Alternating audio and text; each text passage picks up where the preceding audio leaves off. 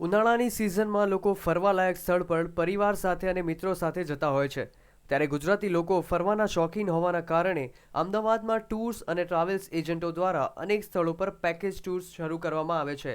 ત્યારે ગુજરાતી લોકોમાં ઇન્ડિયામાં કુલ્લુ મનાલી, કાશ્મીર, મહાબળેશ્વર, ગોવા જેવા સ્થળો પસંદગી કરે છે.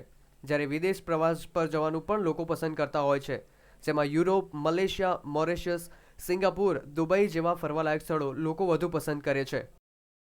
ખાસ કરીને આજે ઉનાળા વેકેશનમાં આપણે ટૂરની વાત કરીએ તો ખાસ કરીને નોર્થ સાઈડ વધારે ટૂર હોય છે, જેમ કે કાશ્મીર, કુલ્લુ મનાલી, શિમલા, દાર્જિલિંગ, વૈષ્ણોદેવી સાથે કટરા. મોટાભાગના ગુજરાતીઓ ઉત્તર ભારત જવાનું વધારે પસંદ કરતા હોય છે.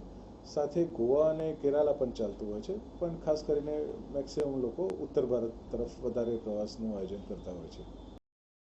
જ્યારે ઉનાળો આવે છે ત્યારે બજારમાં ટૂર્સ અને ટ્રાવેલ્સના બોર્ડ લગાવી લેભાગુ એજન્ટો પણ માર્કેટમાં આવી જતા હોય છે અને લોકોને ઠગવાનો કારસો રચતા હોય છે. તેનાથી બચવા માટે પણ લોકોએ ખરી કરીને પછી જ ટૂર પર જવું જોઈએ. અને અત્યારે શું કે સિઝન ચાલુ થાય ને તે ભાડાની ઓફિસ લઈને બોર્ડ ચડાવીને બધા બેસી જાય લેભાગુ એજન્ટો.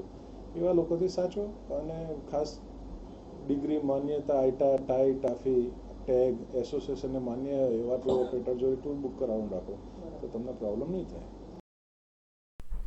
એક તરફ ઉનાળાની સિઝન શરૂ થાય છે ત્યારથી જ લોકો ફરવા માટેના પ્લાનિંગ કરતા હોય છે અને દેશ અને વિદેશમાં પરિવાર સાથે ફરવાની મજા માણતા હોય છે.